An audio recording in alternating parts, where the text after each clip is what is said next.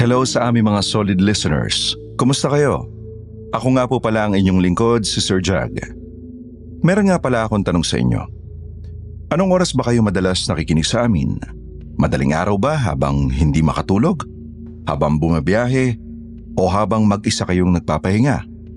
At dahil usapang biyahe na rin lang, nakaranas na ba kayong bumiyahe ng gabi habang umuulan? Yung tipong halos wala ng pasahero at tao sa kalsada? Tanging tunog na lang ng ulan at hangin ang kasama mo sa daan. Nakakatakot, hindi ba? Ganyan na lamang ang kwentong babasahin natin ngayong gabi. Gusto niyo bang malaman? Tara, samahan niyo ako hanggang dulo. Pero bago yan, maraming salamat po sa mga nagpapadala sa amin ng kanilang video shoutout. Sana wag po kayo magsawang suportahan ang aming channel. Ate, sagutin mo naman please, bago pa ako mawala ng signal. Hello? Jane? Hindi kita gaano marinig. Putol-putol yung linya. Nasaan ka ba? Jane? Naririnig mo ba ako? Ate Danica, nasiraan ako ng sasakyan. Papunta pa naman ako sa job interview ko bukas ng umaga. Ate, hello? Shit, wala ng signal. Bakit ngayon pa? Paano na ako nito? Teka, sandali. Para po!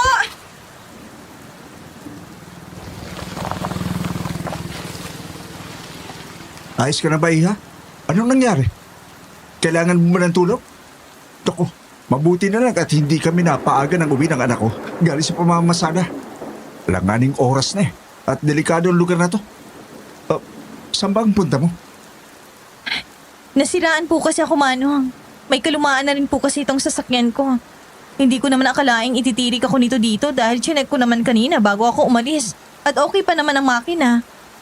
Ay, may importante pa naman akong pupuntahan bukas ng umaga. Tapos wala pa palang signal dito.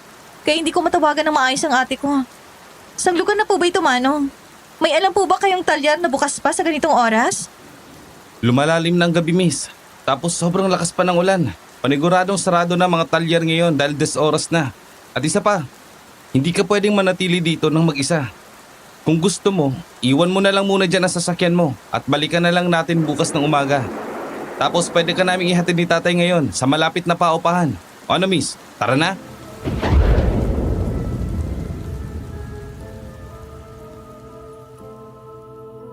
Paano kung sa gitna ng napakalakas na ulan ay bigla kang nasiraan ng sasakyan? Tapos may bigla na lang nag-offer sa'yo na ihahatid ka sa pupuntahan mo. At ang mas nakapagtataka pa, libre lang at wala kang kailangang bayaran. Kasama ka ba? Nakakatakot magtiwala, hindi ba? Lalo na sa panahon ngayon. Pero paano nga kung wala ka ng ibang choice? Walang signal, walang masakyan, at ikaw na lang mag-isa sa gitna ng madilim at maulang gabi na yon. Ano ang pipiliin mo? Mananatili ka na lang bang mag-isa sa kalsada o sasama ka sa mga taong hindi mo naman kilala? Isang mapagpalang araw po sa inyo, Sir Jag. Itago niyo na lamang po ako sa pangalang Jane, hindi ko po tunay na pangalan. Hindi ko na rin po sasabihin kung saan ako nakatira para maprotektahan ang aking privacy at pagkakakilanlan. Sa kasalukuyan po ay nasa edad 45 anyos na ako. At nangyari ang karanasan kong ito, 20 taon na ang nakakalipas. Fresh graduate pa lang ako noon sa college, Sir Jag, nang makatanggap ako ng offer sa kumpanyang pinag-OJT-han ko dati. Ulila na po kami sa magulang ng ate ko na tawagin niyo na lang po sa pangalang Danica at siya na lamang ang natitira kong kasama sa buhay. Noong mga panahong iyon ay may naiwan sa aming second-hand na sasakyan ang mga magulang namin. Hindi man yun bago, maayos pa rin at napapakinabangan. Hindi rin po kami mayaman. Sakto lang para makaraos araw-araw, kaya nagsikap talaga kami ng ate ko para makapagtapos. Kung saan-saan kami nag-exam noon, pumipila, nagtatanong at naghahanap ng scholarship para lang maituloy namin ang pag-aaral. Pareho po kami naging working student ng ate ko, pero siya ang unang nakapagtapos. Hanggang sa dumating din ang araw na ako naman ang gumraduate at nagsimulang maghanap ng trabaho. Pero hindi ko po alam na dahil sa isang job interview na dapat sana'y pupuntahan ko noon, ay mapupunta ako sa isang sitwasyong magdadala sa akin sa bingit ng kamatayan. Isang karanasang hanggang ngayon ay hirap pa rin akong paniwala ang nangyari talaga sa buhay ko.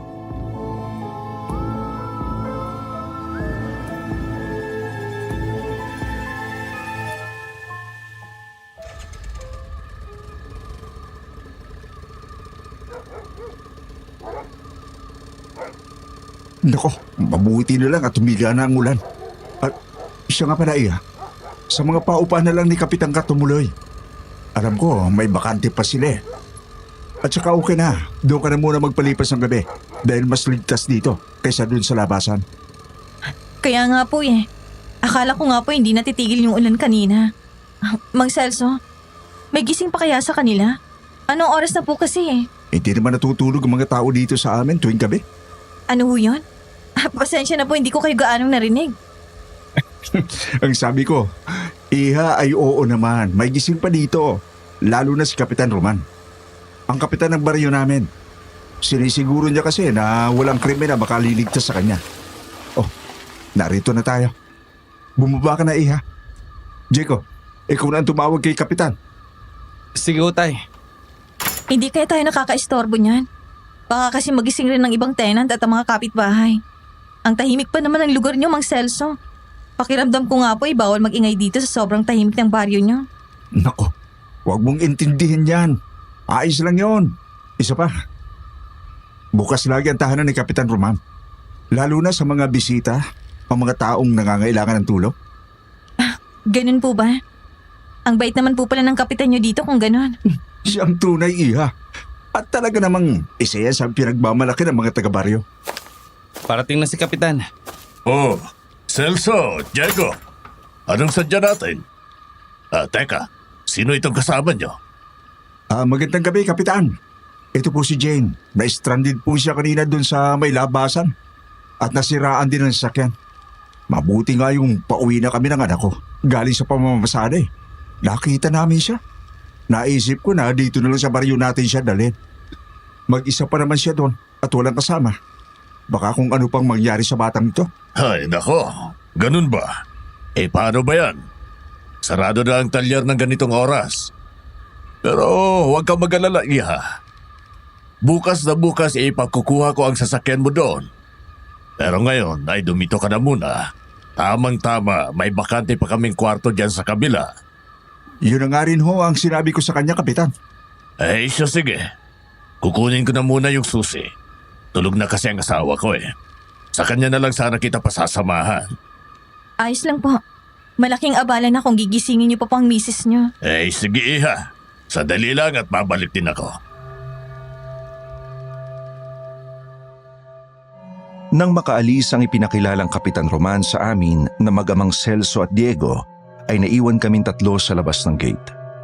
Nung mga oras na yun, Sir Jag, nananayo na ang balahibo ko sa sobrang katahimikan ng baryo nila. Tanging mahinang kahol lang ng aso sa malayo at mga tunog ng panggabing insekto ang maririnig mo. Bukod doon, wala na. Naisip ko na lang noon na baka dahil alanganing oras na, kaya mahimbing nang natutulog ang mga tao roon. Pagbalik ni Kapitan Roman ay agad niyang iniabot sa akin ng susi matapos niyang ituro ang direksyon ng kabilang bahay at sabihin ang numero ng kwarto na maaari kong tuluyan. Malaki yung bahay, Sir Jag. Parang isang lumang boarding house o bed space na pinaparentahan sa mga dayo at naghahanap ng matutuluyan.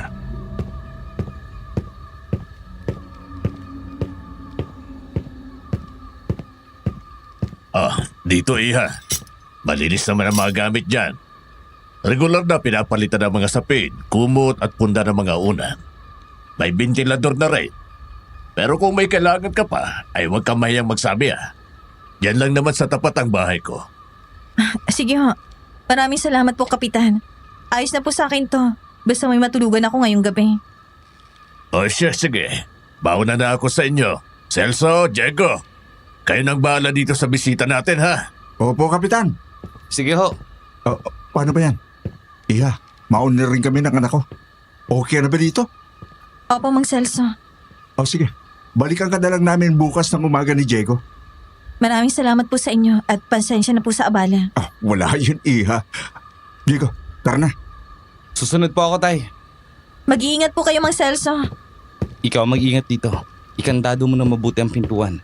Kung may kumatok man, huwag na huwag mong pagbubuksan. Kahit marinig mo pang tinatawag ang pangalan mo.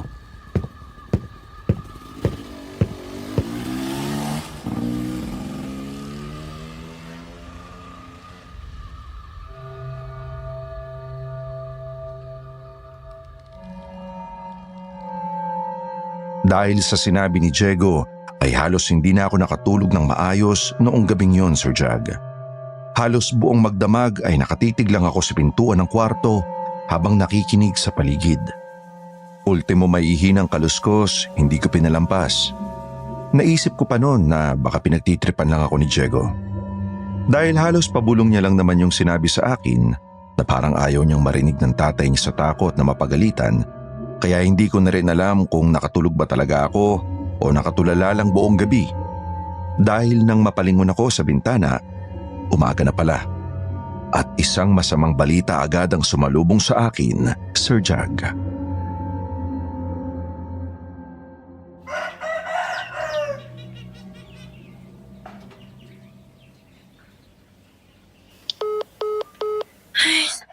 Wala pa ng signal. Hindi ko tuloy makontak si Ate Danica. Baka malate ako nito sa job interview ko.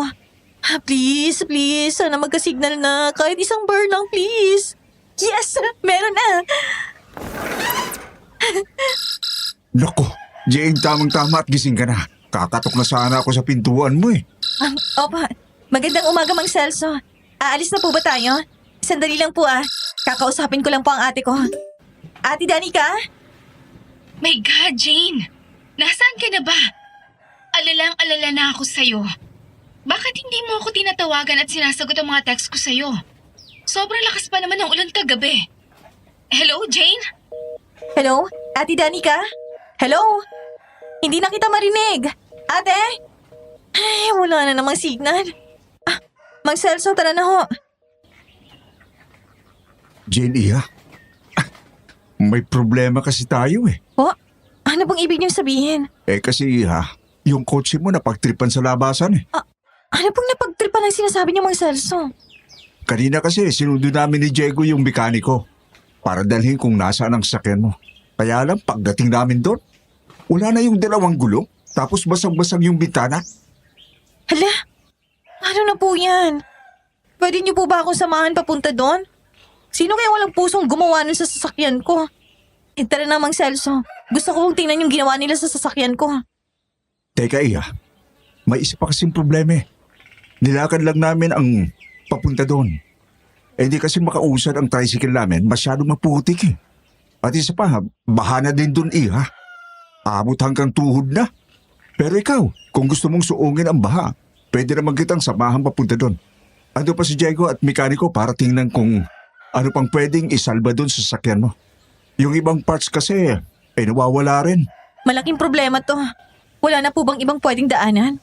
Wala na po kasi akong ibang pampalit para sa job interview ko ngayong araw eh. Naku, pasensya na Iha.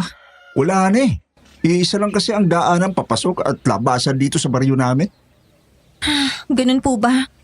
Mukhang kailangan kong bitawan muna yung job interview ko. Marami pa naman sigurong darating na opportunity. Ang kailangan ko na lang po makauwi sa amin. Hindi ko na rin naman magagamit yung kotse. Meron po bang dumadaan na namamasada dyan sa labasan bukod sa inyo ni Diego? Baka pwede pong magpahatid na lang ako sa kanila hanggang sa terminal ng bus. Ayun pa nga ang hindi ko nasasabi sa iyo, Iha. Kami lang kasi ng anak ko ang namamasada dito sa lugar na ito eh. Maliit lang kasi ang baryo na ito. At walang ibang pampasayrong nagagawi. Kahit jeep man lang. Naku, Mang Celso. Paano na po ako makakauwi niyan? Ang mabuti pa Iha, dumito ka muna hanggang sa humupa yung baha. Pagkatapos, ihatid ka namin ang anak ko sa terminal. Malayo-layo din kasi yun mula dito.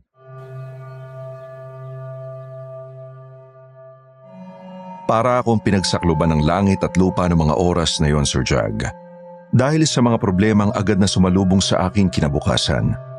At dahil doon, wala na akong ibang pagpipilian pa kundi ang manatili na muna sa baryo ni Mang Celso kahit isang araw pa.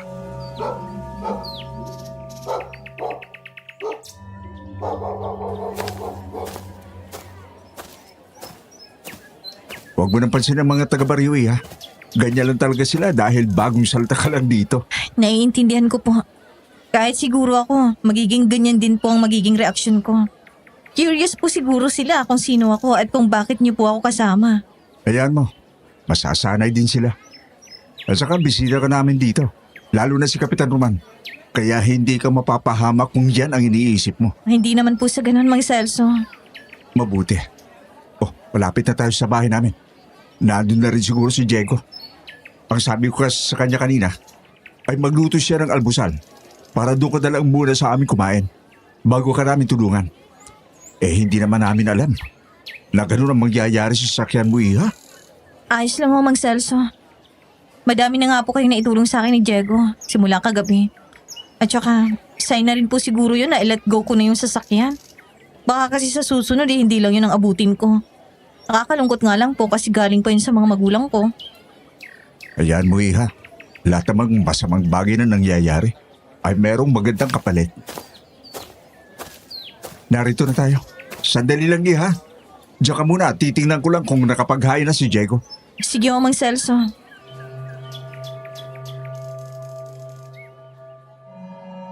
Kung gaano katahimik ang baryo noong gabi, gano'n naman ito kaingay kinabukasan dahil sa kabi-kabilang bulungan ng mga taga-baryo. Hindi rin nakaligtas sa akin ang mga tinging ibinibigay nila habang papunta kami sa bahay ni Mang Celso. Mga tinging parang may ibig sabihin, Sir Jag. Na para bang may alam silang hindi ko alam. Lalo na yung matandang lalaking nagtitinda ng balot sa umaga imbis na pandesal o taho. Na para bang may gusto siyang sabihin sa akin pero hindi niya magawa dahil kasama ko si Mang Celso. Hindi rin nakaligtas sa akin ang paraan ng tinginan nilang dalawa, Sir Jag. Mabilis lang yon pero parang may kung anong gustong ipahiwatig. Hindi ko alam kung dala lang ba yun ng puyat at pagod kaya kung ano-ano nang naiisip ko. Pero pakiramdam ko kasi noon may ibig sabihin ang bawat tingin at kilos nila sa akin.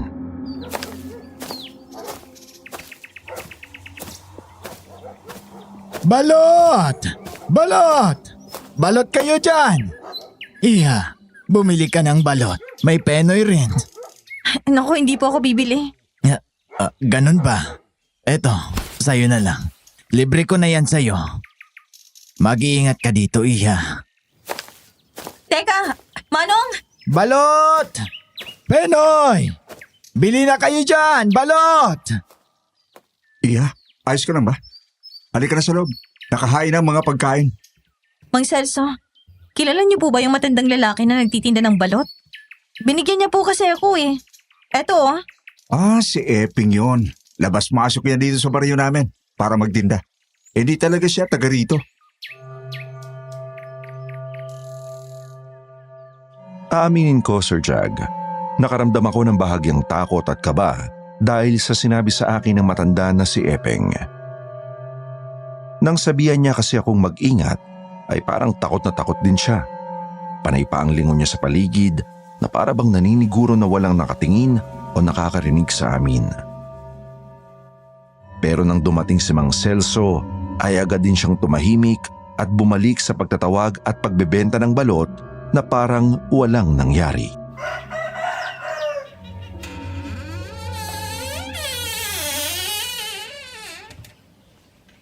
Pasok ka dyan. Pagpasensyahan mo na ang aming munting bahay.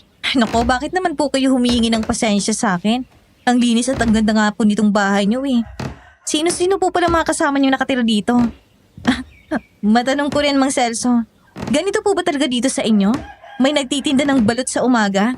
Pasensya na po, nasanay po kasi ako sa amin na gabi sila lumalabas para magtinda. Kami lang ni Diego ang nakatira dito. Maaga rin kasing naulila sa ina ang batang yan. At saka ganito talaga dito sa baryo. May curfew kasi tuwing gabi, kaya bawal magtinda. Ganun po ba? Pasensya na po kung natanong ko pa ha. Mga anong oras po palang curfew dito? Alas 6 ng gabi ha. Kailangan nasa loob na ng kanilang mga tahanan ang mga taga-baryo. Yun kasi ang utos ni Kapitan Roman eh. Kung napansin mo nung unang gabi mo dito, ay wala ng tao sa paligid. Kaya palang tahimik sa baryo nyo. Dahil may pagka-istrikto po pala si Kapitan Roman. Oo, iha. Oh, tara na, kumain na tayo. Kumakain ka ba ng nilagang talbos at pritong tinapa ha, Jane? Oo naman. Ang sarap kaya niyan, lalo na kung nakakamay ka. Yan lang kasi ang meron kami dito eh. Ano ka ba? Hindi naman ako maselan sa pagkain, Diego. Kami, maselan kami sa pagkain. Mas gusto namin, iyong sariwa at bagong huli. Ruel, anong ginagawa mo dito ha? Bakit pinsan? Masaba bang pumunta dito sa inyo? Gusto ko lang naman kumpirmahin kung totoo yung usap-usapan sa labas ha. At totoo pala talaga.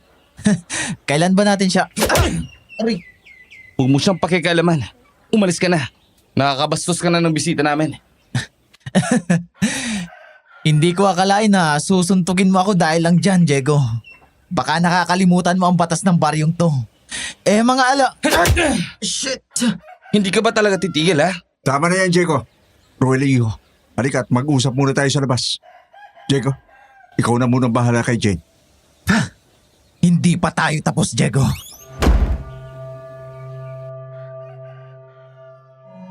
Aaminin ko, Sir Jag, nabigla ako sa biglaang pagdating ni Roel. Hindi ko maipaliwanag pero kakaiba ang presensya niya. Sa unang tingin pa lang ay may kung anong nakakailang at nakakatakot na agad sa kanya. At habang nagsasalita siya, ay lalo akong kinikilabutan sa paraan ng pagtitig niya sa akin. Para bang hindi normal ang tingin niya sa isang tao. Mas lalo po akong natakot nang marinig ko ang mga sinasabi niya tungkol sa mga dayo. Pakiramdam ko kasi may gusto siyang sabihin sa akin pero pilit yung pinipigilan ni Diego. Kitang-kita ko rin ang galit sa mukha nito hanggang sa hindi na niya napigilang suntukin ang sarili niyang pinsan. At doon ako nagsimulang magkaroon ng pagdududa na hindi basta-bastang baryo ang napuntahan ko.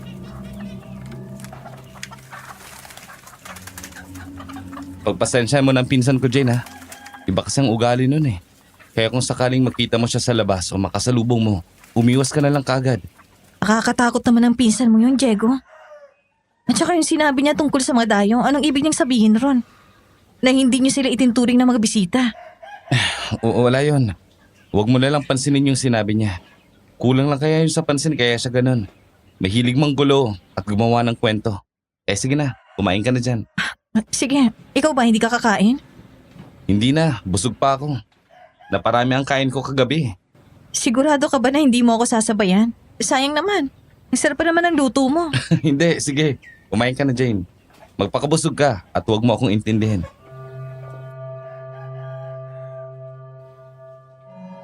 Hindi na muling bumalik si Mang Celso at Roel noong umagang yon, Sir Jag. Matapos kaming kumain ay ni anino nilang dalawa ay hindi ko na nakita pa. Hanggang sa ihatid na lang ako ni Diego pabalik sa paupahan. At katulad noong una, ramdam ko pa rin ang pagsunod ng tingin ng mga taga-baryo sa akin habang naglalakad kami. Doon na talaga nagsimulang lumakas ang pagdududa ko dahil habang tumatagal ako sa baryong yon ay mas lalo kong nararamdaman na parang may tinatago silang lahat sa akin. Aaminin ko, hindi ako mapakali sa mga tingin nila kaya nakahinga lang ako ng maluwag nang makapasok na ako sa pansamantala kong tinutuluyan. Pero pagsapit ng gabi, Sir Jag, nangyari na ang sinasabi sa akin ni Diego noong una palang gabi ko sa baryo nila. Mga sunod-sunod na katok, pagpatak ng hating gabi.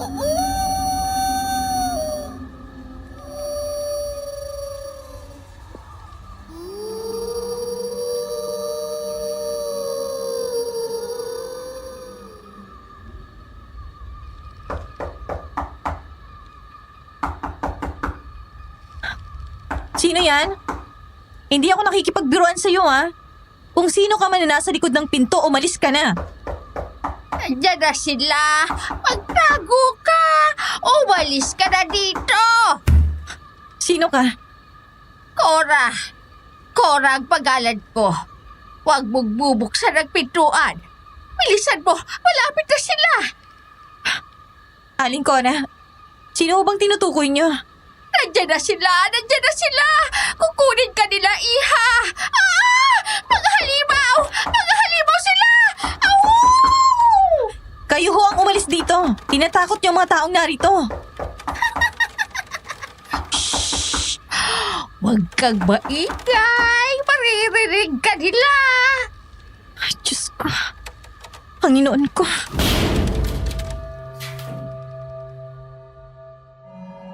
Hindi ko alam kung paano ko nakayanang malagpasan ang gabing yon, Sir Jag. Kung noong unang gabi ko pa lang sa baryo ay halos hindi na ako nakatulog ng maayos, mas lalo naman noong ikalawang gabi ko roon. Paulit-ulit kasing pumapasok sa isip ko ang mga sinabi ng matandang nakausap ko. Nakakatakot ang paraan ng pagsasalita niya, lalo na habang sinasabayan yon ng sunod-sunod na katok sa pintuan ng kwarto ko. Bukod pa ron, ay may malalakas ding kalabog sa bubong at tila matutulis na kuko na kumakamot sa kahoy na pader at pintuan. Noong mga oras na yon, Sir Jag, wala na akong ibang iniisip kundi ang makaalis sa baryong yon. Pakiramdam ko kasi hindi ko nakakayaning magtagal pa ron dahil sa mga sunod-sunod at kakaibang nangyayari sa paligid ko. Pero kinabukasan, isang masamang balita na naman ang sumalubong sa akin. At yon ang dahilan kung bakit hindi na naman ako makakaalis sa baryong yon.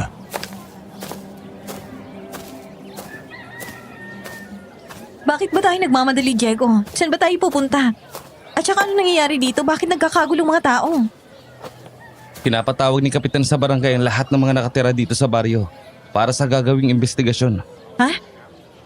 Investigasyon? Pero bakit?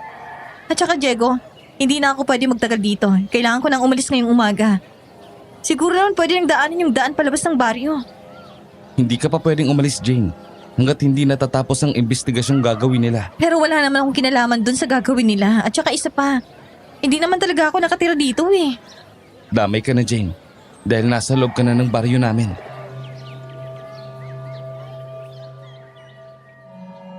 Wala na akong nagawa nang hilahin ako ni Diego papunta sa barangay. At nang makarating kami ron, Sir Jag, agad kaming sinalubong ng kaguluhan. May mga nag-iiyakan, nagsisigawan at nagkakagulong mga tao sa paligid.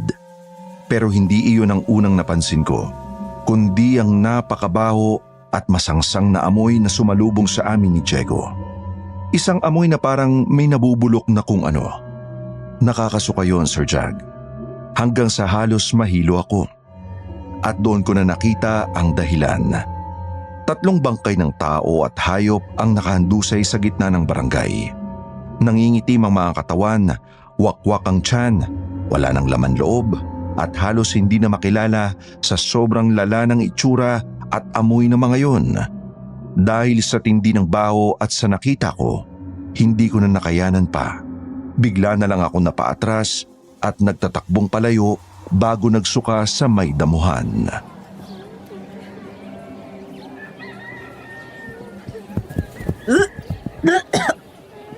Hindi ko na kaya. Sinong gumawa nun? Paano nila nasikmura na gawin ang bagay na yun sa kanila? Yun bang dahilan kung bakit magkakaroon ng investigasyon, Diego? Oo, kaya pinapasara ni Kapitan Roman ang palabas ng baryo. Diego, natatakot ako.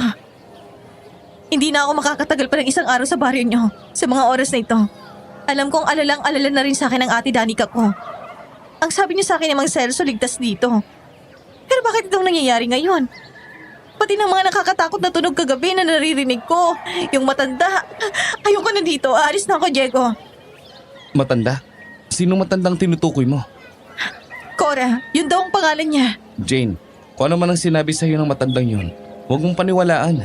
Kilala siya rito na may sakit sa pag-iisip. Pero yung mga katok, ano ang maipapaliwanag sa akin yun? Tsaka bakit alam mong tungkol dun, ha? Jane, dahil si Aling Cora ang may gawa nun. Marami na rin ang nagreklamo ng mga tenant nun at mga taga-baryo dito dahil sa gawain ni Aling Cora. Kaya yung iba, nasanay na lang talaga na tuwing gabi ay may mga nangangatok sa mga pintuan nila. Kaya nga sinabihan na kita noong una, di ba? Dahil alam kong gagawin niya yun sa pintuan mo.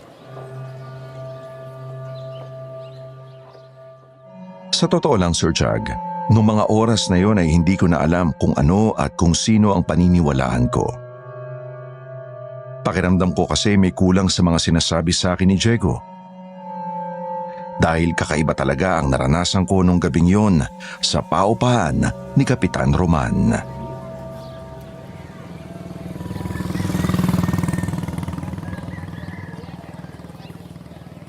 Makinig kayong lahat. May mga taong pupunta dito para magsagawa ng investigasyon. para matukoy kung sino ang pumaslang sa mga taong ito at ang mga kaawa-awang hayop dito sa baryo natin. Isa-isa nila kayong kukuhanan ng fingerprint. Nang sa gayon, ay mabilis nating matukoy kung sino ang salarin. Hindi ko mapapalagpas ang karumaldumal na gawain na to. May naghihintay na parusa kung sino man ang taong lumabas sa investigasyon. Nagsisimula na sila. Nagsisimula na si Kapitan sa larong niya. Roel, Binabalaan kita, Ruel. Huwag mo siyang gagalawin. Bantayan mo siya ng mabuti, pinsan. Baka mamaya paglingat mo, ay wala na siya. Anong sabi mo? Hanggang dito ba naman? Tigilan nyo na yan. Dumating na mga tauhan ni Kapitan Roman. Umayos kayo dalawa. Diego, Ruel, Yung anak niyo, Uncle Celso, ang pagsabihan niyo. Huwag ako. Mukhang lumalambot na kasi siya. At baka yan ang ikasira niyo. may tiwala ako sa anak ko, Ruel. Alam kong hindi niya ako bibiguin. Hindi ba, Diego? Oo, tay. Mabuti. Ngayon, sumunod na lang tayo sa pinagagawa sa atin ni Kapitan Roman. At magtiwala na lang tayo sa kanya. Dito ang pila. Diretso lang kayo sa likod ng barangay hall. Huwag po kayo magtulakan para mabilis tayong matapos. Jane, huwag kang aalis sa likuran ko. Sumunod ka lang sa pila.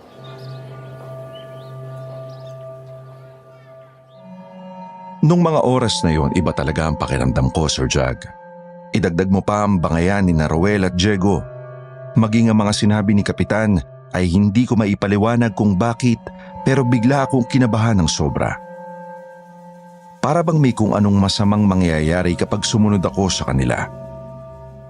Kahit paulit-ulit pa akong sinabihan ni Diego na wag aalis sa likuran niya at sumunod lang sa pila, parang nanigas naman ang mga paa ko sa kinatatayuan ko. Nasa pinakaunang pila si Ruel, kasunod si Mang Celso, sunod naman si Diego, at ako na sana ang kasunod niya. May mas nauna pa sa amin, kaya kami na halos ang nasa pinakadulo ng pila. Pero habang unti-unting umaabante ang mga tao sa harapan, hindi pa rin ako makagalaw. Panay ang lingon ko sa paligid hanggang sa magtagpo ang mga mata namin ng matandang nagtitinda ng balot na si Mang Epeng. Nakatayo siya sa ilalim ng malaking puno, hindi kalayuan sa barangay at halatang nagtatago. Nang makita niya akong nakatingin, ay agad niya akong sinenyasan na umalis sa pila at puntahan siya.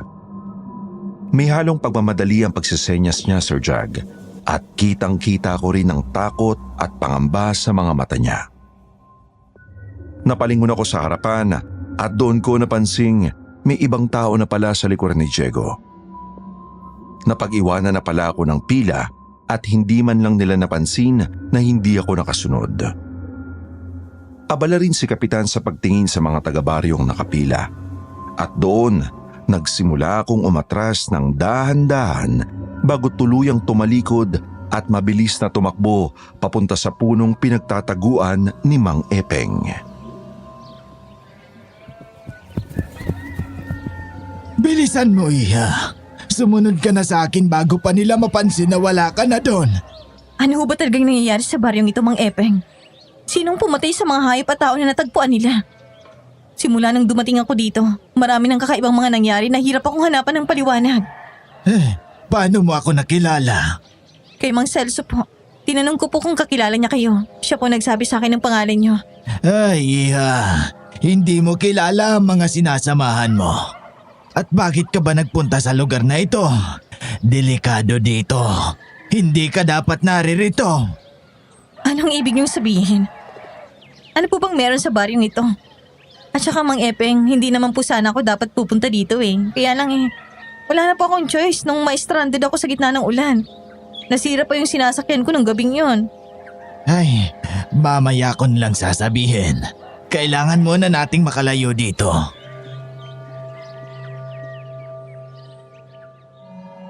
Lakad-takbo ang ginawa namin ni Mang Epeng noong mga oras na yon, Sir Jag. Hindi na rin ako lumingon pa sa pinanggalingan namin dahil pakiramdam ko ay may hahabol sa amin anumang oras. Kahit tirik ang araw at halos maapdi na sa balatang init nito, ay nagpatuloy kami sa paglalakad sa makipot at maputik na daan.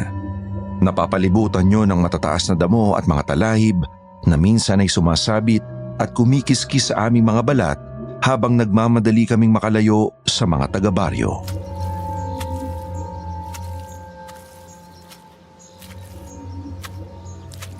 Saan po ba tayo pupunta, Mang Epeng? Sa daan palabas sa baryong ito. Ha? May daan po ba dito palabas ng baryo? Oy, Pero ang sabi po ni Mang Celso, iisa lang po ang daan papasok at papalabas ng lugar na ito. At paniguradong nakasara rin yon. Dahil ayon kay Diego, utos daw po ni Kapitan Roman. ay hindi nila alam na may iba pang daan. Sa kakapabalik-balik ko dito sa baryong ito, ay natuklasan ko ang daan na yon. Ang sabi nga po sa akin ni Mang Celso, hindi raw po kayo taga rito. Dito, magpahinga muna tayo dito. Malayo-layo na rin naman ang nilakbay natin at hindi naman nila tayo agad masusundan rito. Tumigil muna kami ni Mang Epeng sa may malaking punong nakatumba at doon sandaling nagpahinga. Pareho na kaming hinihingal noon sa haba ng nilakad namin. At doon, nung araw ding yon, Sir Jag, nalaman ko ang tunay na dahilan kung bakit paulit-ulit pa rin siyang bumabalik sa baryong yon kahit alam niyang delikado.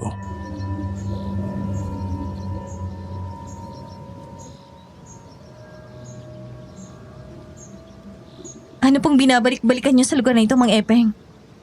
Pareho kaming vendor ng asawa ko. Isang gabi, habang nagtitinda kami ng balot, ay napunta kami sa baryong ito. Matumal ang binta namin noon, kaya lumipat kami sa kabilang baryo.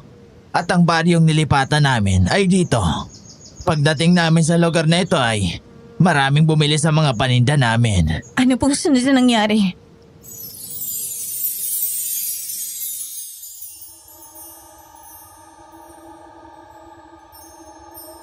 Mahal, Ano yon? maiwan muna kita dito ha. Magbabanyo lang ako. Eh total, wala pa namang bumibili. May nakita akong palikuran sa bandaron. Sige. Bumalik ka kaagad ha. Ay ito naman parang bata na ayaw mawalay sa kanyang nanay. Iihi lang ako, mister. Doon lamang oh. Alam mo namang ayokong nawawala ka sa paningin ko, Perla. Gusto ko lagi kitang nakikita. Ay sus Epeng, tumatamis ka na naman. Bala ka na nga muna dyan at baka maihi ako sa kilig ng dahil sa'yo. Mahal kita, Perla. Epeng, ay sino kayo? Tulong! Tulungan niyo ako! Epeng, mahal ko! Lumipas na ang 5 minuto mula na magpaalam siya sa akin na magbabanyo lang. Pero hindi na siya bumalik pa. Parang nawala na lang siya ng bigla, iha. Parang nilamon ng baryong ito. At yun ang dahilan kung bakit pabalik-balik ako rito. Kahit alam kong delikado. Umaasa pa rin ako na makikita ko pa ang asawa kong si Perla. At sana buhay pa siya. Tano, alam kong mahanap niyo rin ho ang asawa niyo. Mahigit 1 taon na, iha. Pero hindi ko pa rin mahanap-hanap si Perla. At sa loob ng mga taon na yon, ay marami akong natuklasan sa baryong ito. Kagaya po ng ano? Hindi lahat ng taga-baryo ay mapagkakatiwalaan mo. At hindi lahat ng nakatira dito ay normal. Ano hong ibig niyong sabihin na hindi normal? Naniniwala ka ba sa aswang, iha? Aswang ho? Pugad na mga aswang ang baryong ito. Kaya kita tinutulungan na makaalis na rito dahil hindi naligtas ang buhay mo dito. Nakita mo naman kanina ang mga bangkay. Hindi ordinaryong tao ang may gawa nun sa kanila. At nininiwala ko na palabas lang yung sinasabi nilang kukuhaanan ng fingerprint ng yung mga tao. Pero hindi yon ang tunay na dahilan kung bakit nila pinapila ang buong baryo. Palabas lang nila yon para humanap ng bagong bibiktimahin. Doon nila isisisi ang mga nangyari sa mga bangkay na natagpuan. Yung mga nagmatch kunwari sa fingerprint na makikita sa mga bangkay ay sila ang kukunin nila para kainin o gawing alay sa demonyong sinasamba nila. Diyos ko, lahat po ba na nakatira dito yung mga aswang? Hindi ako sigurado. Pero karamihan sa kanila, iha, ay mga aswang. Kaya sigurado ako, may mga inosenteng tao silang napili kanina. Kung ganon, ay nasa panganib si na Diego at ang tatay niya. Iha, makinig ka na mabuti sa akin. Hindi mo sila dapat pagkatiwalaan.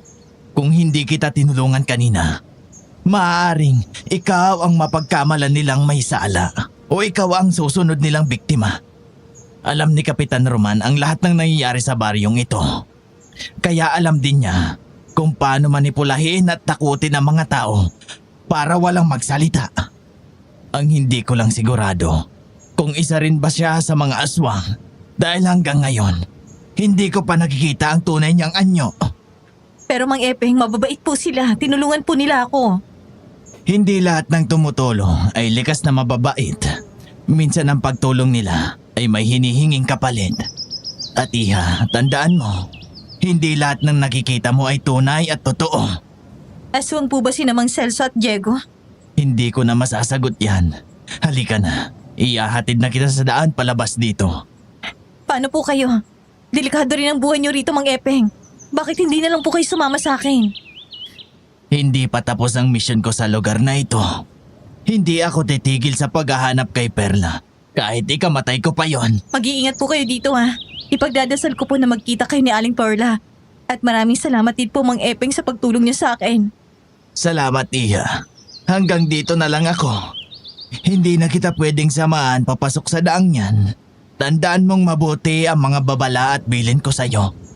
Kapag nakapasok ka ron, huwag na huwag kang lilingon o babalik pa rito. Kahit may marinig ka pa sa paligid, huwag mo yung papansinin.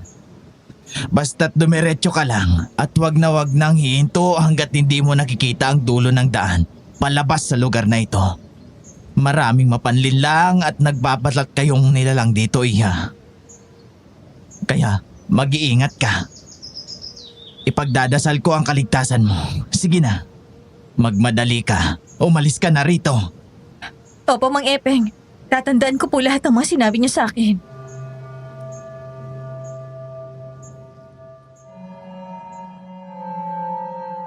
Sinunod ko ang lahat ng sinabi sa akin ni Mang Epeng, Sir Jag. Kahit may mga kakaiba at nakakatakot akong naririnig sa paligid, ay nagpanggap akong walang naririnig at nagbibingi-bingihan na lang. Hindi rin ako huminto sa paglalakad hanggang sa unti-unting magbago ang kulay ng langit. Ang dating maliwanag na paligid ay napalitan ng kulay kahel, palatandaan na malapit ng gumabi. Kahit pagod na ako at kumakalam na ang sikmura ko sa gutom, ay hindi ko yon ininda. Dahil nung mga oras na yon, ang tanging laman lang ng isip ko ay ang mga babala sa akin ni Mang Epeng.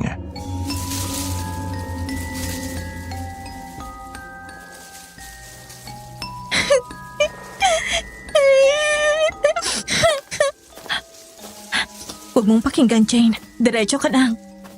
Ano naman kasi magkakaroon ng bata dito, di ba? Kaya guni-guni mo lang yon.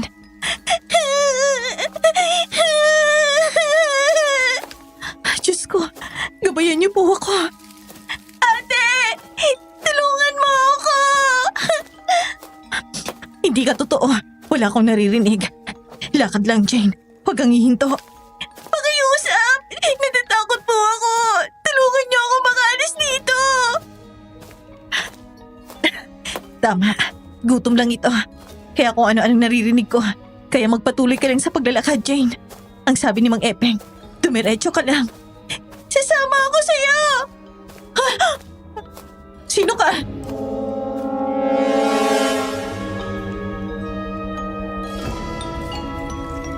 Napasigaw ako sa gulat nang bigla na lang may batang babae na humarang sa dadaanan ko.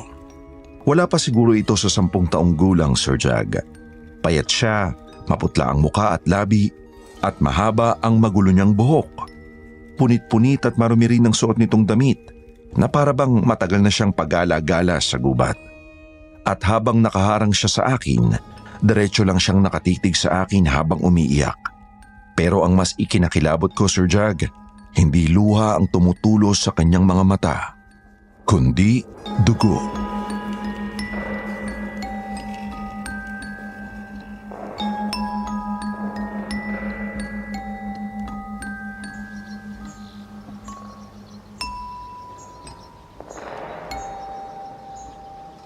Makikipaglaro ka ba kay Ella, ate?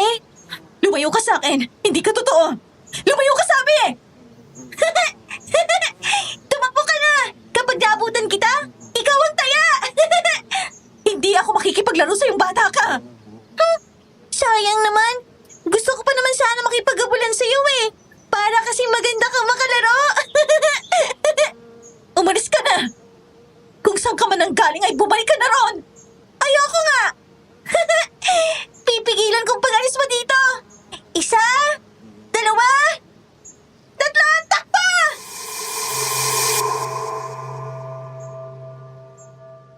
Matapos akong bilangan ng bata, ay agad ako nagtatakbong palayo, Sir Jag. Halos hindi ko na maramdaman noon ang pagod sa sobrang takot ko. Pero ang labis kong pinagtakhan, kahit anong bilis ng takbo ko, ay parang pabalik-balik lang ako sa parehong daan. Para bang hindi ako makaalis sa lugar na yon kahit anong gawin ko. Hanggang sa bigla na lang may humila sa akin mula sa gilid ng damuhan para mapasigaw ako sa gulat. At bago pa ako tuluyang mataranta, ay may narinig akong boses na pamilyar sa akin na nagsabing baliktarin ko raw ang suot kong t-shirt.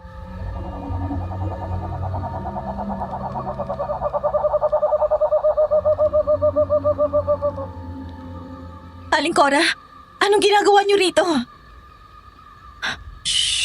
Huwag kang maingay. Baka marinig ka nila. Bilis, baliktarin mo ang damit mo. Pero, Wala nang pero, iha. Kung gusto mong manatili dito, sige, huwag mo akong sundin. eto na ho. Tara, sumama ka sa akin. Kailangan nating magtago. Kailangan kong bumalik doon. Yun lang ang tanging daan palabas sa baryong ito, Aling Cora. Nalaman na nila. May mga nagmamantay na rin doon, kaya hindi na rin ligtas na tumuloy ka pa. Hindi ako naniniwala sa'yo. Kilala ka dito bilang isang... Paliw ba? Iha, ginawa ko lang yon para makaligtas ako sa mga halimaw sa baryong ito. Nagbabaliw-baliwan ako para hindi nila ako pagdiskitahan. Dahil yun lang ang tanging paraan para mabuhay ako sa lugar na pinamumugaran ng mga aswang. Aling Cora, ayoko na dito. Tulungan mo ako. Tara, kailangan natin makahanap ng ligtas na lugar na mapagtataguan. Bukas ang umaga babalik tayo sa daan na yun dahil panigurado wala nagbantay. Mahaba pa ang gabi, Jane. Kaya ihanda mo ang sarili mo. Paano kung sundan tayo ng bata? Hindi yun aalis doon, iha. Dahil doon na ang tahanan ng batang yun. Kilala niyo po ba siya? Isa siyang engkanto. Isang batang hindi matahimik. Dahil hanggang ngayon ay hindi pa rin nabibigyan ng hustisya ang pagkamatay niya.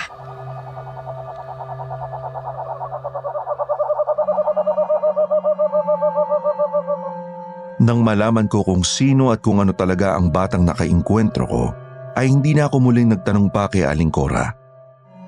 At sino nga bang mag-aakala na hindi naman pala talaga totoong baliw si Aling Cora? Noong mga sandaling yon, ay tahimik akong sumunod sa kanya papasok sa mas masukal na bahagi ng gubat. Maingat ang bawat galaw namin na para bang may iniiwasang kaming makarinig o makakita sa amin. Madilim na noon, kaya ang ilaw lang ng cellphone kong wala pa ring signal hanggang sa mga oras na yon ang gamit namin sa paglalakad. Hanggang sa bigla kaming napahinto at matigilan sa aming nakita. Mabilis akong hinila ni Aling Cora para magtago sa likod ng makapal na puno. At doon, halos hindi ako makapaniwala sa nasaksiyan ko, Sir Jag. Dahil ang mag-amang tricycle driver na nagatid sa akin sa baryo ay mga aswang pala.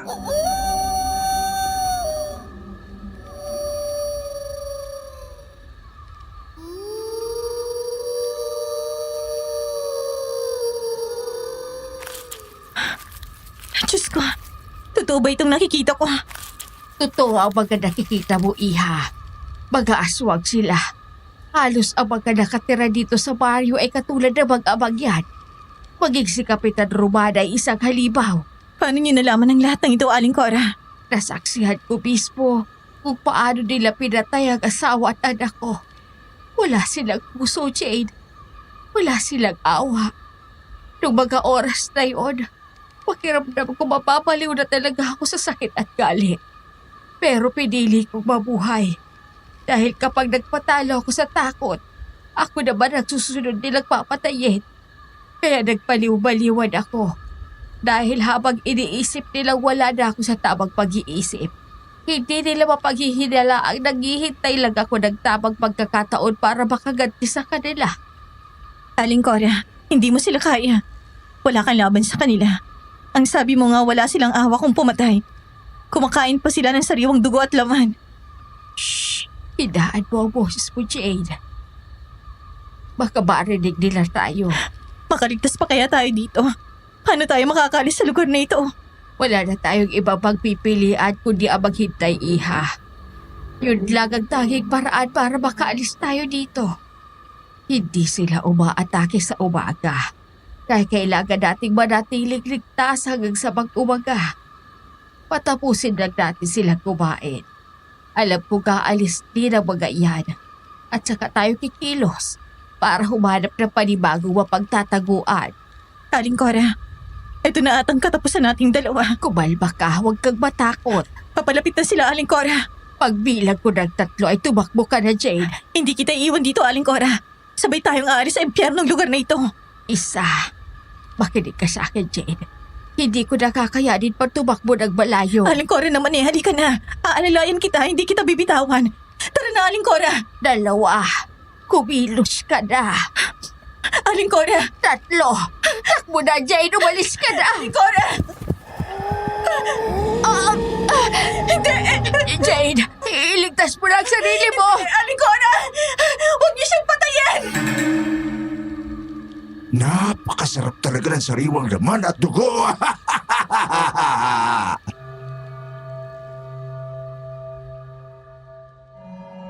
Hindi ko sukat akalain, Sir Jag, na mauhuli kami na mag-amang tricycle driver habang nagtatago sa katawan ng malaking puno nung gabing yon. At doon ko mismo nakita ang totoong anyo nila habang walang awang nilalapa ang kanilang biktima. Halos hindi ko matanggap na ang taong pinagkatiwalaan kong tumulong sa akin ay mga aswang pala. At hanggang ngayon, sariwa pa rin sa alaala ko kung paano walang awang pinatay ni Mang Celso si Aling Cora sa harapan ko. Sinakripisyo niya ang kanyang sariling buhay para lang mailayo ako at hindi nila agad mahabol. Pero dahil sa matinding pagod at takot ko noon, Sir Jag, hindi rin ako nakalayo. At doon nila ako tuluyang nahuli. Bitiwan niyo siya, pakiusap. Maawa kayo sa akin. Dapat nung una pa lang ay pinatay ka na namin. Mga halimaw kayo. Maswerte ka. Dahil kailangan ka pa naming buhayin. Iha! Mang Celso, pakawalan niyo na ako. Hinihintay na ako ng ate Danica ko sa amin. Sige na ho, parang awa niyo na. Hindi! Hindi ka alis dahil ikaw ang gagamitin namin bagong alay. At sigurado akong matutuwa si Kapitan Roman sa amin ang anak ko. Ha! Diego, hawakan mo siya na maayos. Dadalhin natin siya sa kuweba. Diego, pakiusap. Huwag niyo akong dalhin doon. Diego, maawa ka. Tumahimik ka!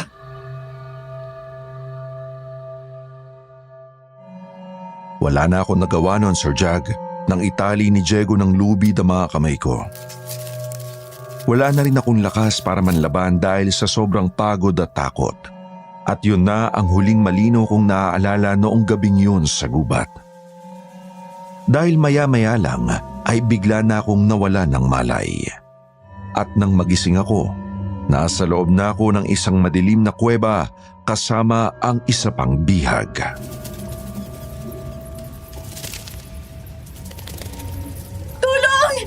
Tulungan niyo ako! Mga hayop kayo, pakawalan niyo ako dito! Ay kahit magsisigaw ka pa magdamag dyan, Iha. Walang tulong na darating para iligtas ka. Oh, sino kayo? Matagal na po ba kayong bihag dito? Mahigit 1 taon na akong nandito. Ilang bihag na rin ang nakasama ko sa loob ng kuweba na ito. Pero ni isa sa kanila ay walang nagtagal. Mahigit 1 taon? Teka, ano pong pangalan niyo, Ale? Ako si Perla. Aling Perla? Kayo po si Aling Perla? Ako nga. Kilala mo ba ako, Iha? Naikwento po kayo sa akin ni Mang Epeng. At matagal na po kayong hinahanap ng asawa niyo, Aling Perla. Si Epeng. Ang mahal kong si Epeng, buhay siya.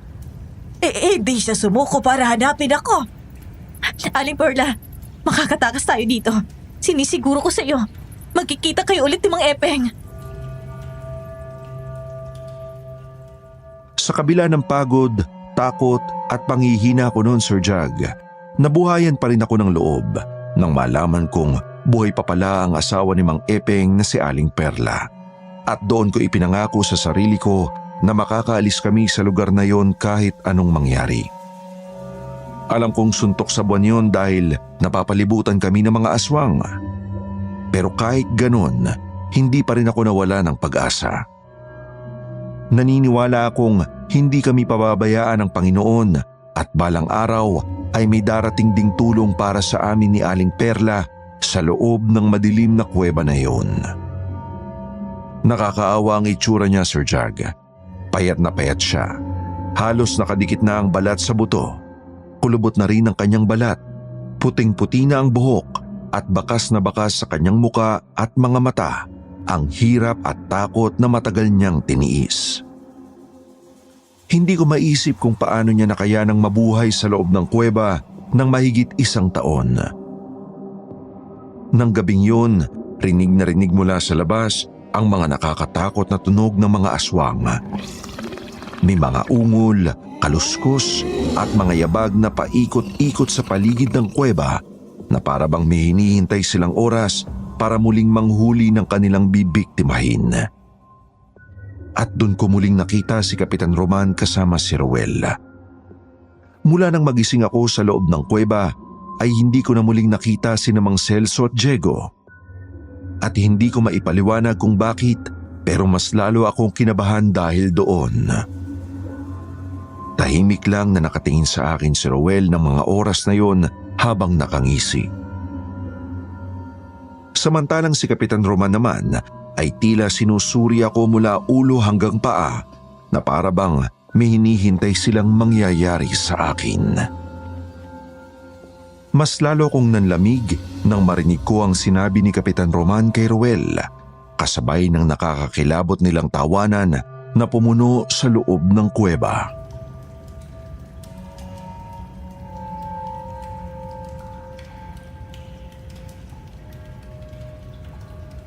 Sayang naman kung mamamatay lang siya. Napakagandang dalaga pa naman itong nabiyag ni Celso at Diego. Gusto niyo muna bang paglaruan natin siya, Kapitan?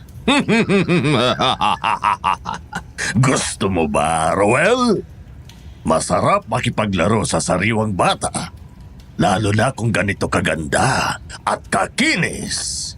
Kung pahihuntulutan mo ako, Kapitan, pwede muna natin siyang paglaruan na dalawa bago natin siya patayin at gawing alay. Walang hiya kayo! Pakawalan niyo ako dito! Masyado kang matapang.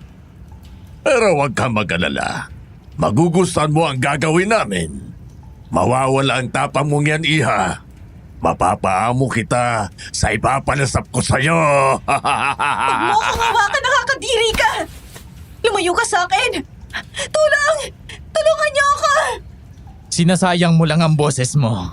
Walang tutulong sa'yo dito. Ang mabuti pa ay ireserba mo ang sigaw mong yan sa gagawin namin sa'yo ni Kapitan Roman. Kapitan Roman, gusto raw po kayo makausap ni Tatay Celso para sa ritual na gagawin bukas. Maswerte ka, Iha, at nakaligtas ka ngayon. Roel, bantayan niyo ng maayos ang labas ng kuweba. Ang ayoko pa naman sa lahat ay yung may bigla na lang magta-traitor sa akin. Ako pong bahala, Kapitan Roman. Maaasahan mo ako pagdating dyan. Diego, gawin mo ng maayos ang tungkulin mo. Masusunod, Kapitan Roman. Ako nang bahala sa mga bihag. Insan, kailan ba natin gagawin ang plano? Konting panahon na lang, Roel. Galingan mo pa ang pag-arte mo para mas lalo mo siyang mapaniwala. Dapat mataas ang talent pin na ibibigay mo sa akin, ha? Aba, hindi biro itong pinapagawa mo sa akin eh. Sige lang, akong bahala sa'yo. Anong ibig sabihin nito? Shh, Miss Jane, huwag ka masyadong maingay. Baka marinig tayo ng ibang bantay dyan sa labas at isumbong tayo kay Kapitan Roman. Malalagot tayong lahat kapag nangyari yon. Wala akong maintindihan. Akala ko ba magkagalit kayo ni Diego? Hindi kaming totoo magkagalit na Roel. Pero kailangan naming magkunwari na hindi kami magkasundong dalawa para mapaniwala namin si Tatay Celso at Kapitan Roman. Nakakampi nila kami. Hindi ko na masisikmura ang ganitong sistema. Mabubuhay naman kasi kami kahit hindi pumatay o kumain ng sariwang laman at dugo ng tao o hayop. Pagod na ako. Gusto kong mabuhay ng normal. Pero hindi namin yun magawa dahil sa lahi na meron kami. At isa pa, masyado silang malakas. Mas marami kumpara sa amin ni Diego.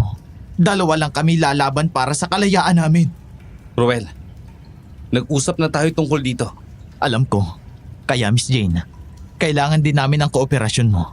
Pati na rin kayo, Aling Perla. Huwag kayong mag-alala. Ipinapangako namin ni Diego, nakakampi nyo kami at tutulungan namin kayo makaalis sa lugar na ito.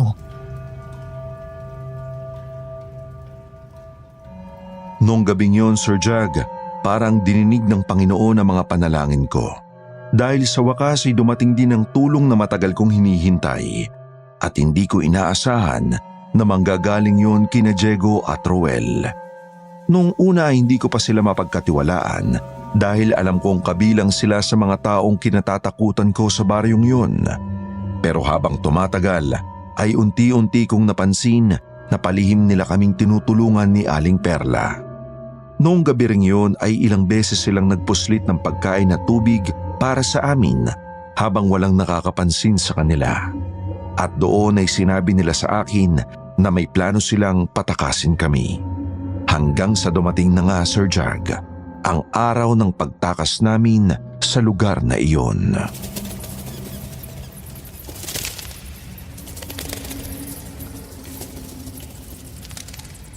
Kumusta kayo na Aling Perla dito? Pasensya na. Ito lang ang naipuslit ng pagkain ngayong araw. Salamat sa dala mong tinapay, Diego. Ayos lang naman kami ni Aling Perla dito. Kayo ba ni Roel? Hindi ba sila nakakahalata? Lalo ng Tatay Celso mo. Kain na ho kayo, Aling Perla. Salamat, Iha. Hindi pa naman. Lalo na ngayon na abala si Tatay at Kapitan para sa gagawing ritual mamayang hating gabi. Kain lang ho kayo ng kain ni Aling Perla. Kailangan niyo magpalakas. Dahil mamaya aalis na tayo dito. Ay, di ko yata kakayanin, Iha.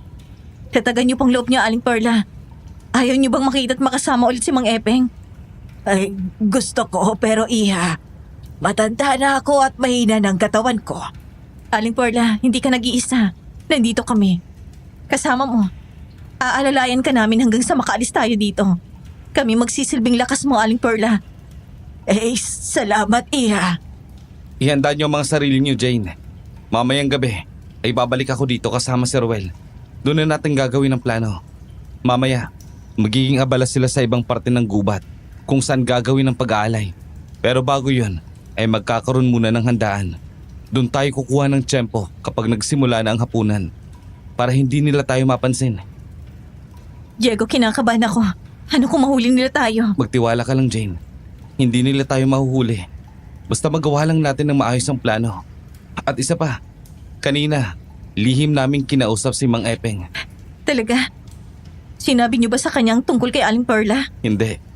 Ang sinabi lang namin ay ang tungkol sa'yo. Tutulong daw siya. Kaya siguradong matutuwa yun kapag nakita niya na si Aling Perla. Diego. Oh, shh. Magpanggap ka na gusto mong tumakas o magmamakahong pakawalan kita. Pakawalan niyo na kami! Pakiusap! Parang awa niyo na! Tumahimik ka! Hindi ka na makakaalis pa ng buhay sa lugar na to! Bravo, bravo. Ang galing ng acting nyo. Parang pang-famas. Rico! Ungas ka talaga. Akala namin si Kapitan Roman o kaya si Tatay Celso. Ang sakit nun ha. Parang matatanggal na ang bungo ko sa lakas mo mambatok eh. Kasalanan mo. Akala namin kung sino na. Pinakaba mo ba tong si Jane? Sorry naman, Miss Jane. Huwag na kayo mag-alala. Wala namang bantay doon sa labas ng kuweba eh. Nasa bahay sila ni Kapitan Roman ngayon. Tayo-tayo lang ang nandito. Pero may iba siyang inutusan na magbanman sa loob ng gubat kanina bago pumunta dito. Kaya hindi rin tayo basta-basta makakaalis ngayong umaga. Mas madali ang pagtakas mamayang gabi. Kaya yun ang dapat nating paghandaan. Nasabi ko na kay Jane yung plano natin mamaya. Teka, Kanina ko pa napapansin yung sakong dala mo ha. Ano bang laman yan? Oo nga pala Insan. Muntik ko na makalimutan. Pinuslit ko ang mga ito kanina nung pumunta ako sa bahay niyo, Diego. Pwede nating magamit panlaban ng mga dala ko mamaya. Mas mabuti na maging handa tayo sa lahat.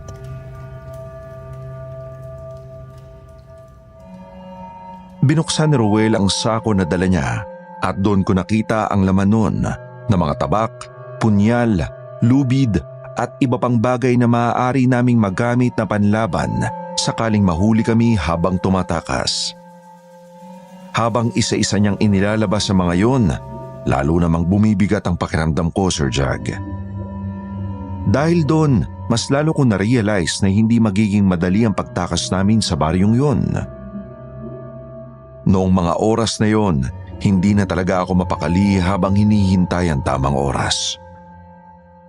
Pakiramdam ko kasi anumang sandali ay may papasok na aswang sa loob ng kuweba at matutuklasan ang plano namin. At nang iwan muna kami ni Ruel at Diego sa loob ng kuweba ay mas lalo akong kinabahan. Hindi ko na alam kung gaano kami katagal maghihintay ni Aling Perla sa madilim at malamig na lugar na iyon. Tanging mga patak lang ng tubig sa dingding ng kuweba at mga nakakatakot na ungol mula sa labas ang naririnig namin. Hanggang sa makarinig kami ng mahinang kaluskos mula sa may bungad ng kuweba. Napahigpit agad ang hawak ko sa punyal na iniwan ni Ruel habang nakatitig kami ni Aling Perla sa dilim. At maya-maya lang, lumitaw si Ruel at Diego. Bumalik na sila. At yun na ang inihintay naming hudyat sa gagawin naming pagtakas, Sir Jag.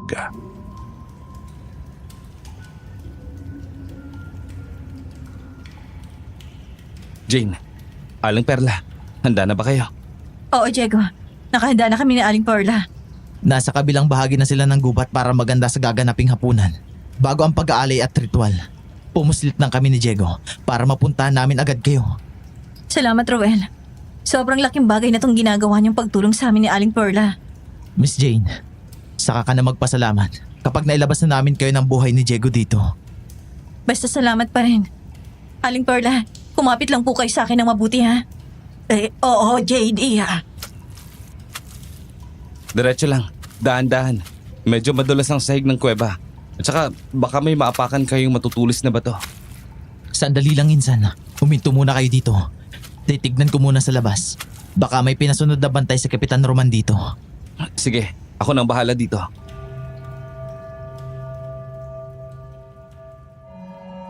Halos hindi na ako makahinga ng mga oras na yon, Sir Jag, habang dahan-dahan kaming lumalabas sa loob ng kuweba. Tahimik at maingat kaming naglalakad at halos paghinga na lang namin ang maririnig sa madilim na lugar na iyon.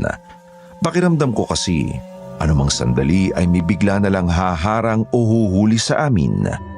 Nauna munang sumilip si Ruel sa bungad ng kuweba para tingnan kung may bantay na ipinadala si Kapitan Roman sa paligid. Habang nakasilip siya sa dilim, ay hindi na ako mapakali sa aking kinatatayuan. Maigpit kong hawak noon ang punyal na ibinigay nila habang hawak ko naman sa kabilang kamay ko si Aling Perla. Nakikinig ako sa bawat kaluskos sa labas at kahit mahinang tunog lang ng hangin sa mga dahon ay halos ikagulat ko na. At nang sumenya si Ruel na pwede na kaming lumabas, ay doon na nagsimula ang nakakatakot naming pagtakas palabas ng baryo ng mga aswang.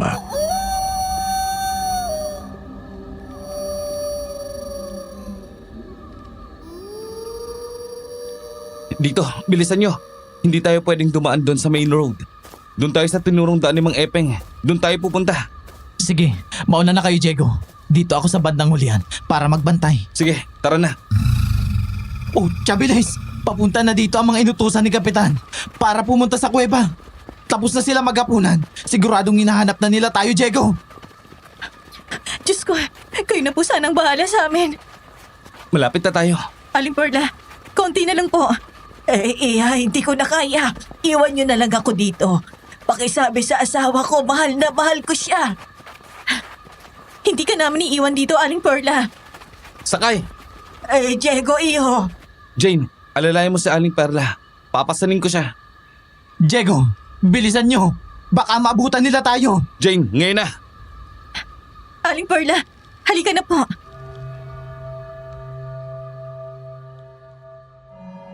Nang mga oras na yon, Sir Jag, wala na akong ibang maramdaman kundi takot at kaba. Habang tumatakbo kami sa gitna ng madilim na gubat, ay palakas naman ng palakas ang mga ungol at atungal na nanggagaling sa likuran namin. Kitang-kita ko rin kung paano nahihirapan si Diego sa pagbubuhat kay Aling Perla, pero hindi pa rin niya ito binibitawan. Samantalang si Rowel naman ay panay ang lingon sa paligid habang mahigpit na hawak ang dala niyang itak. Ako naman ay taimtim na nagdarasal noon na sana makalabas pa kami ng buhay sa lugar na yon. Hanggang sa matanaw ko na ang pamilyar na daan na itinuro sa akin ni Mang Epeng, Sir Jag. Ngunit hindi pa kami nakakaapak ay naabutan na kami ng mga aswang na humahabol sa amin.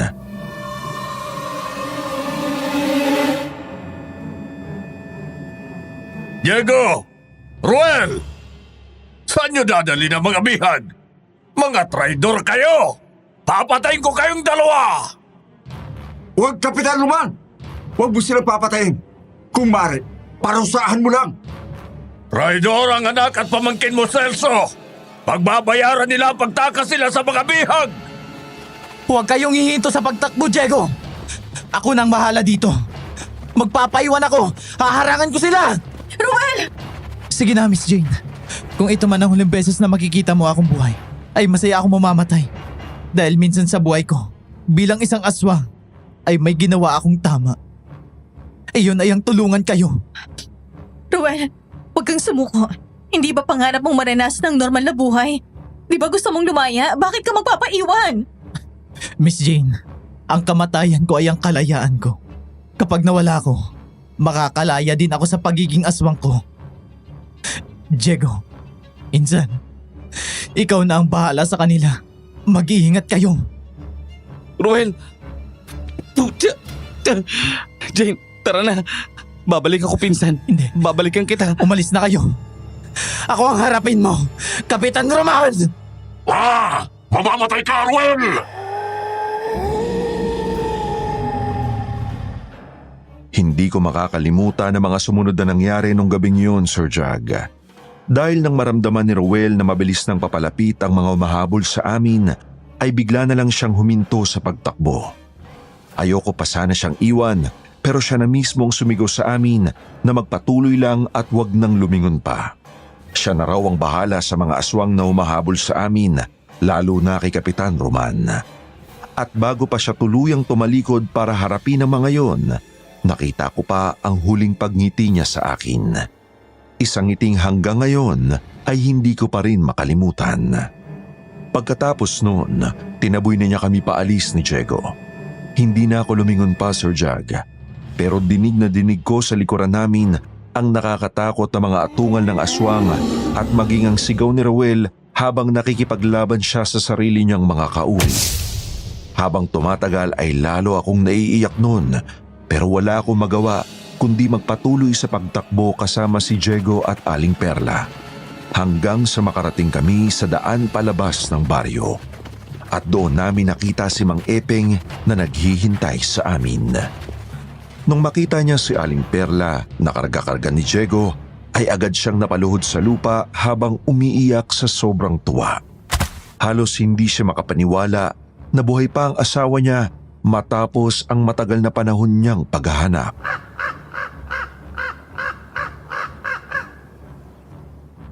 Perla! Epeng! Perla, asawa ko! Ay. Mahal kong Perla! Hindi na tayo magkikita pag muli. Kahit tagal ng panahon kitang hinanap, hindi ako sumuko na makita at makasama kang muli. Uuwi na ako sa'yo, Epeng. Uuwi na tayo. Oo, mahal kong Perla. Uuwi na tayo. Diego, Jane, maraming salamat sa inyo. Sinong may sabi sa inyo na makakauwi pa kayo ng buhay? Ha? Tama na tayo, Celso! Taksil ka sa lahi natin, Diego! Galit na galit si Kapitan Roman. Pinatay niya ang pinsan mo, si Rowel. Kaya ngayon tayo naman ang isusunod niya kapag pinakawalan mo ang mga yan. Akala ko, Sir Jag, ay doon na matatapos ang lahat. Pero nagkamali ako dahil nahabol kami ni Mang Celso. Masakit din malaman na ibinuhos din ni Ruel ang kanyang buhay para tulungan kami. Ang lalaking minsan kong kinatakutan ay pinagtanggol kami sa mga kalahi niya mismo.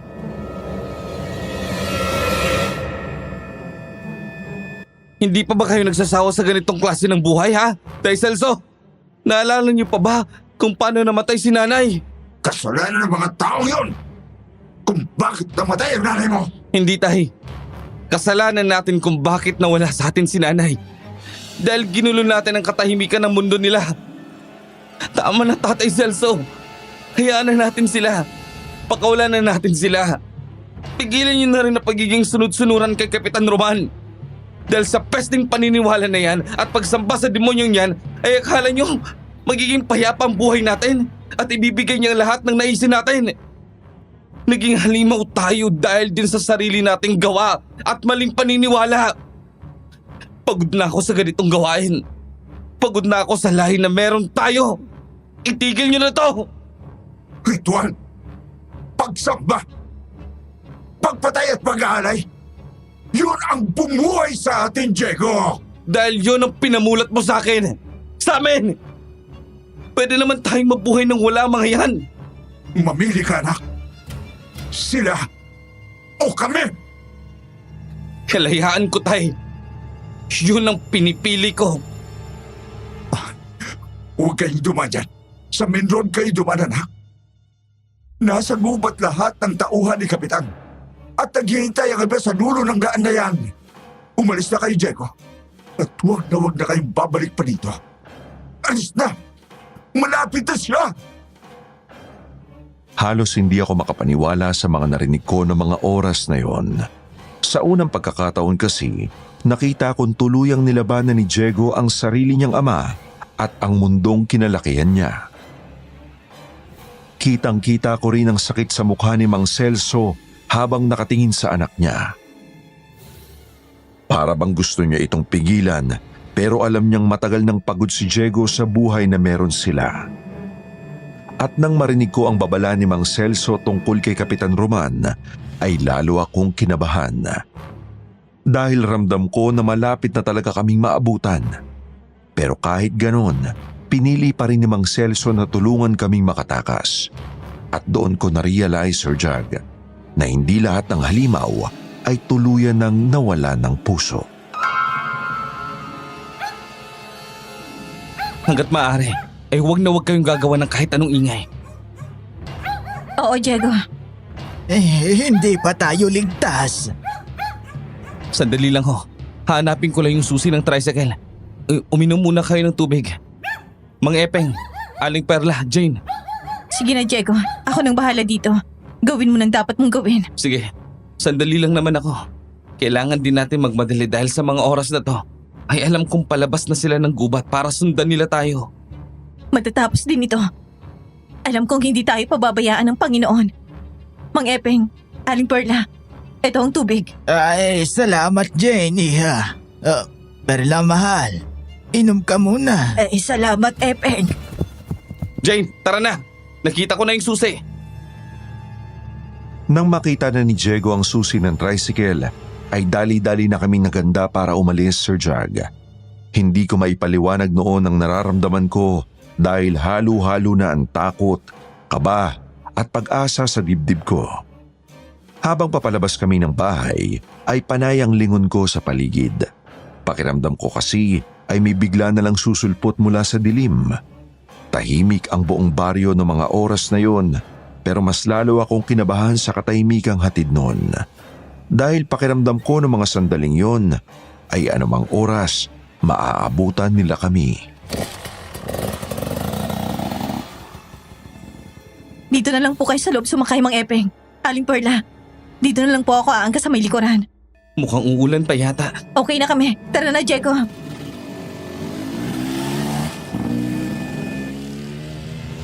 Shit! Naabutan na nila tayo. Kapit lang, Jane. Bilisan mo, Diego. Hindi sila titigil. hanggat hindi nila tayo nahuhuli.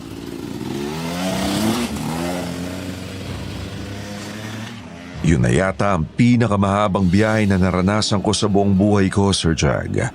Dahil hindi na lang basta simpleng biyahe yun para sa amin. Pakiramdam ko kasi maaari na rin yung maging huling biyahe ng buhay namin. At noong nasa kalagitnaan ng daan ay bigla na lang may nagsulputang 5 dambuhalang itim na aso mula sa mga kabahayan at walang habas kaming hinabol. Bako-bako at maputik pa noon ang daan pero parang wala lang yun kay Diego. Halos paliparin na niya ang minamaneho niyang tricycle, makalayo lang kami sa mga mababangis na hayop na humahabol sa amin. Maigpit na lang akong kumapit nun sa likuran niya habang dinig na dinig ko ang malalakas na tahol at ungol ng mga aso sa likuran namin. At nang lingunin ko si Mang Epeng at Aling Perla sa loob ng sidecar, doon ako napaiyak. Dahil kahit nanginginig sa takot, maigpit pa rin silang magkayakap na dalawa habang taimtim na nagdarasal.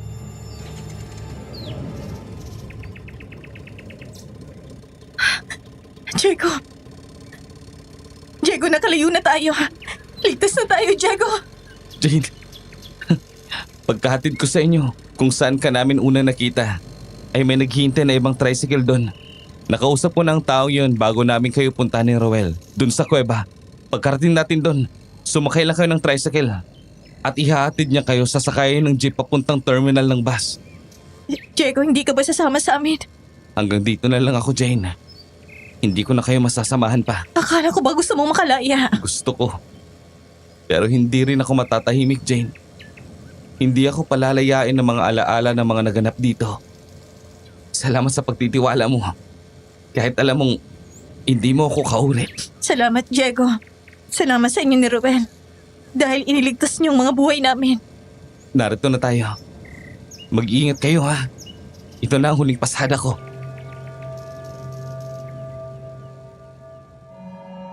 Noong sabihin ni Diego na yun na ang huling pasada niya, Sir Jag, hindi ko na napigilang yakapin siya ng mahigpit. Hindi ko alam kung muli ko pa ba siyang makikita pagkatapos ng gabing yon o kung ano na ang mangyayari sa kanya oras na maiwan siya sa baryong yon. Pagkatapos, agad na kaming sumakay ni Mang Epeng at Aling Perla sa isa pang tricycle na naghihintay sa amin. Katabi noon ang sasakyan kong sinakyan ko noon papunta sana sa job interview. At katulad nga ng sinabi ni Mang Celso sa akin noon, wala na yung mga gulong. Basag-basag na rin ang mga salamin at nakabukas pa ang hood ng sasakyan na para bang matagal na yung pinakialaman. Pero bago pa kami tuluyang makaalis sa baryo ng mga aswang, nilingon ko muna si Diego sa huling pagkakataon. Nakangiti siya habang nakatingin sa amin, pero hindi nakaligtas sa akin ng lungkot na mababakas sa mga mata niya noong mga oras na iyon.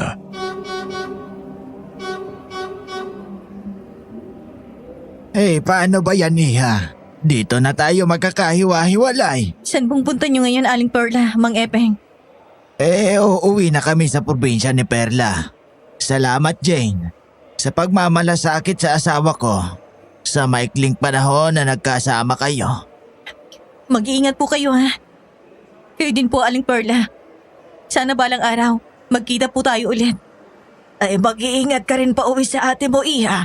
At maraming salamat. Manong, ako na pong magbabayad ng pamasahe nila. Ingat po kayo sa pagmamaneho. Hanggang sa muli, Mang Epeng, Aling Perla.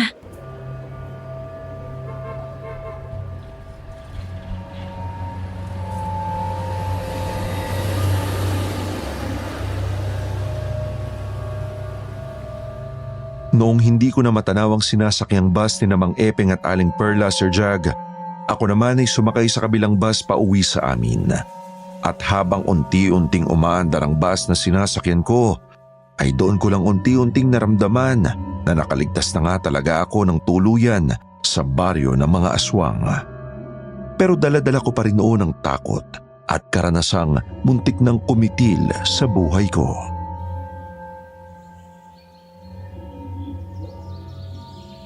Lagot ka talaga sa akin, babae ka. Kapag nakauwi ka ng bahay, hindi tumatawag. Hindi rin sumasagot sa mga call at text. Jane, kapatid ko, nasaan ka na ba? Luto na bang tanghalian natin, ate? Jane! Diyos ko, Jane, kapatid ko! Bakit ganyan ang itsura mo? Saan ka na galing, ha? Mahabang kwento, ate. Miss na kita. Miss na din kita, Jane. Halos mabaliw si ate nang hindi kita makontak ng halos 2 araw. Salamat sa Diyos at nakauwi ka na rin. I'm sorry, ate. Kung pinag-alala po kita. Mahal kita, bunso. Huwag mo na uulitin yun, ha? Mahal din kita, ate ko. Hindi na po mauulit.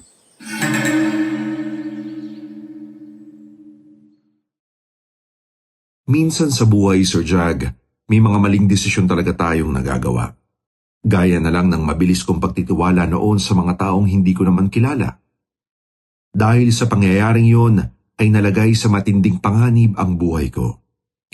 Pero dahil na rin sa karanasang yon, marami akong natutuhan. Isa na ron ay ang huwag basta-basta magtitiwala. At natutuhan ko rin na hindi lahat ng aswang ay masasama dahil may ilan din sa kanila na pinangarap lang mabuhay ng normal at makawala sa mundong kinalakihan nila. Sa bawat interview at trabahong pinapasukan ko matapos mangyari yon, ay hindi ko maiwasang magbalik tanaw sa baryong minsang muntik ng kumitilis sa buhay ko. At sa tuwing makakakita ako ng tricycle, hindi ko maiwasang maalala si Diego. Simula nang makabalik ako noon sa dati kong buhay kasama ang ate kong si Danica, ay wala na akong naging balita kina Diego, Mang Epeng at Aling Perla. At noong makauwi ako sa bahay namin, ay ilang araw pa ang lumipas bago ko tuluyang naikwento sa ate ko ang lahat ng nangyari sa akin. At ngayon sa kasalukuyan, Sir Jag, may sarili na rin akong pamilya. At hindi ko itinago sa kanila ang karanasang minsang nagdala sa akin sa baryo ng mga aswang kasama ang mag-amang tricycle driver na nagatid sa akin doon. Hanggang dito na lamang po ang aking kwentong takip silim at maraming salamat po sa pakikinig. Doon na nga po nagtatapos ang ating kwento ng ating sender na si Jane. Minsan talaga sa buhay, hindi natin alam kung sino ang dapat nating pagkatiwalaan, lalo na kapag nasa alanganing sitwasyon tayo. Pero gaya ng ipinakita sa kwento ni Jane ngayong gabi, mahalagang matuto tayong maging mapagmatsyag at makinig sa sariling kutob. Dahil minsan, ang simpleng babala na binabaliwala natin ang maaari palang makapagligtas sa atin sa kapahamakan.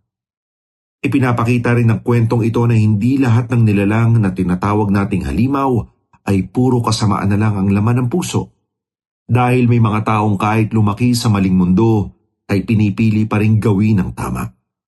Katulad na lamang ni Diego at Ruel na isinugal ang sarili nilang buhay para lang mailigtas ang iba. Kaya kung meron kayong mga karanasan, opinyon o reaksyon tungkol sa kwentong ito, ay huwag kayong magiyang mag-comment sa ibaba dahil babasahin po namin yan. At kung sakaling marinig nyo ang kwentong ito sa ibang channel na walang pahintulot, huwag po nating kalimutang i-report. At syempre huwag rin pong kalimutang i-like, i-share at i-subscribe ang kwentong takip silim, pati na rin ang iba pa namin mga kapatid na channel na makikita nyo po sa link sa ibaba. Muli, ako si Sir Jag ng kwentong takip silim. Maraming salamat po sa inyong pakikinig.